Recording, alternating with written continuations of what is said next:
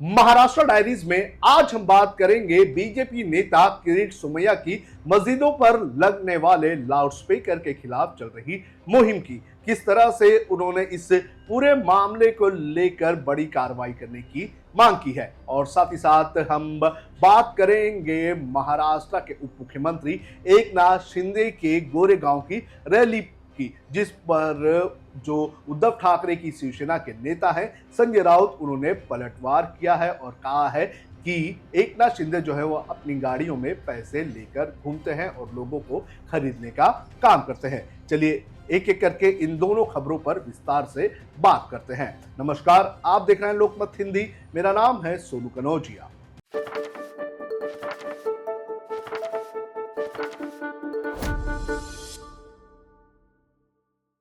सबसे पहले बात करेंगे मस्जिदों पर लगने वाले भोंगों की। आपको बता दें कि जो लाउड स्पीकर का मुद्दा है वो पिछले कई सालों से महाराष्ट्र की राजनीति में गूंजता हुआ नजर आ रहा है, और इस लाउड स्पीकर के मुद्दे को लेकर कुछ वक्त पहले राज ठाकरे ने मुहिम छेड़ी थी, और अब इसको बीजेपी नेता किरीट सोमैया आगे बढ़ाते हुए नजर आ रहे हैं। किरीट सोमैया ने एक प्रेस कॉन्फ्रेंस करके ये कहा है कि जो मस्जिद है मुंबई की, जो अलग अलग मस्जिद है, उनमें से 80% मस्जिदों पर जो लाउड स्पीकर्स लगते हैं उन लाउड स्पीकर्स को हटाने का काम शुरू हो चुका है, और बाकी जो 20% जो मस्जिदों पर से भोंगा नहीं हटा है, लाउड स्पीकर नहीं हटा है, उस पर एक्शन लेने का काम भी शुरू हो चुका है। उन्होंने कहा है कि कुछ ऑफिसर्स की लापरवाही की वजह से और उनके हित की वजह से वो इस तरह से उन मस्जिदों पर कार्रवाई नहीं कर रहे हैं, लेकिन जल्द ही उन पर कार्रवाई की जाएगी। आप भी सुनिए क्या कहा किरीट सोमैया ने। भोंगा लाउड स्पीकर मुक्त मुंबई, महाराष्ट्र। मुंबई में 80% मस्जिदों पे से लाउड स्पीकर निकालने का काम शुरू हो चुका है, पूरा हो चुका है। 20% बस्तियों में अभी पुलिस की ढिलाई, कुछ जगह पर पुलिस अभी भी Wadala police station, Wadala truck terminal police station, एटोबिल पुलिस स्टेशन अनधिकृत तरीके से मस्जिद के ऊपर लाउड स्पीकर भोंगे बैठाने की परमिशन दे रहे हैं।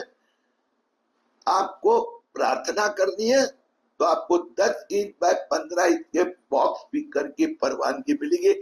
1 महीने के अंदर मुंबई पूरा या अनधिकृत मस्जिद या अनधिकृत लाउड स्पीकर से मुक्त हो जाएगा। मैंने देवेंद्र फडणवीस मुख्यमंत्री से एक और पत्र लिखा है कि ये जो मुस्लिम गुंडों की माफियागिरी अभी दिन ब दिन बढ़ती जा रही है। आपको बता दें कि किरीट सोमैया ने साथ ही साथ ये भी कहा है कि आने वाले बकरी ईद में किसी भी प्रकार से सड़क पर गैर कानूनी तरीकों से बकरे नहीं काटे जाएंगे, और अगर कोई ऐसा करेगा तो उनके ऊपर कार्रवाई की जाएगी। सुनिए क्या कहना है किरीट सोमैया का। सरकार से प्रार्थना करूंगा, कानून है, कोई भी खुले में बकरा काट नहीं सकता, सोसाइटी में काट नहीं सकता। सोमवार से उन 100 बस्तियों का मैं दौरा करने वाला हूं। इस बार इसके निमित्त मुंबई में एक भी जगह पर गैर कानूनी पद्धति से हम बकरा कटने नहीं देंगे। लेकिन कुछ जगहों पर लास्ट ईयर देखा गया कि पुलिस प्रोटेक्शन में बकरे काटे गए हैं। बीएमसी के अधिकारी भी वहां पर मौजूद थे। ऐसे मामलों में क्या कई जगह विवाद बहुत वास्तव में परमिशन मिल नहीं सकती, मुंबई उच्च न्यायालय का आदेश है। अब ये पुलिस की ढिलाई है या महापालिका अधिकारी के अपने कुछ कारण हो गए, अब की बार ये नहीं होने देंगे। और इसलिए अभी से मैं वो जो मुस्लिम माफिया गुंडे जो वास्तव में मिक्स बस्तियों में इस प्रकार से अनधिकृत मस्जिद खोल देते हैं, लाउड स्पीकर लगाते हैं, बकरे काटते हैं, उनको भगाते हैं। इस प्रकार से वो लेन माफिया, भू माफिया अब नहीं होगा। काटने का जो परमिशन हुआ, परमिशन मिलता है ऐसे बताया जा रहा है बीएमसी की तरफ से, ऐसा कुछ है सर? वास्तव में उसके लिए एक बंद जगह चाहिए। उसके जो ऑफिशियल लाइसेंस शॉप है वहां पर मुंबई में जो चलता है वो तो खुलेआम काटते हैं जानबूझकर। वहां की जो जैन बस्ती है, जो शाकाहारी, जो हिंदू बस्ती है, उनमें दहशत फैलाने के लिए काम किया जाता है। उनकी जगह खाली करवानी है। अब नहीं होगा।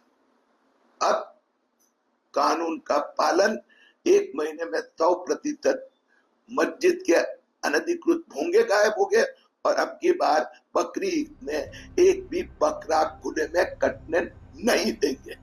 तो इस तरह से किरीट सोमैया ने मस्जिदों पर लगने वाले लाउडस्पीकर और बकरी ईद के दौरान सड़कों पर कटने वाले बकरों को लेकर चेतावनी महाराष्ट्र सरकार और बीएमसी समेत मुंबई पुलिस को दे दी है और उनसे अपील की है कि वो इन पर एक्शन ले।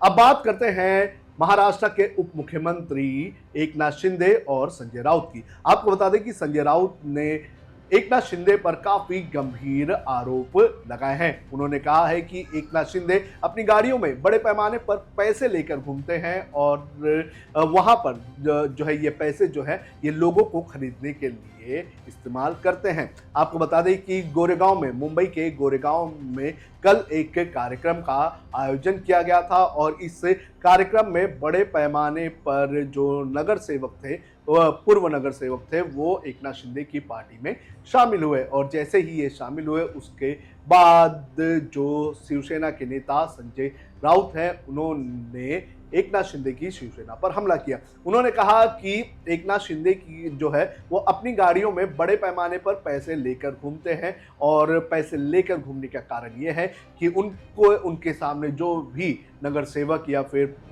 दूसरी पार्टी का नेता आता है तो उसे खरीदने का काम करते हैं। तो इस तरह से गोरेगांव में जो कार्यक्रम आयोजित किया गया था, उस कार्यक्रम में जिस वक्त कई जो दूसरी पार्टी के लोग जो है वो उनकी पार्टी में शामिल हुए तो उसको लेकर संजय राउत ने हमला करने का काम किया है और संजय राउत ने साफ तौर पर कहा है कि जो एकनाथ शिंदे हैं वो लोगों को जो है पैसे देकर अपनी पार्टी में लाने का काम करते हैं। आपको बता दें कि ये कार्यक्रम संजय निरुपम की तरफ से ऑर्गेनाइज किया गया था और इस कार्यक्रम का मकसद ये था कि जो मुंबई के जो युवा हैं उन्हें जो है प्रशिक्षित करे सरकारी नौकरी के लिए और उन्हें सरकारी नौकरी के लिए भेजा जाए। आपको बता दें कि आने वाले बीएमसी चुनाव के मद्देनजर जो एकनाथ शिंदे की शिवसेना है वो युवाओं को टारगेट कर रही है ताकि युवा उनकी पार्टी में शामिल हो और उसी राह में इस कदम को उठाया गया है ताकि युवा जो है वो उनकी पार्टी से अटैच रहे। तो फिलहाल महाराष्ट्र डायरीज में आज के लिए इतना ही।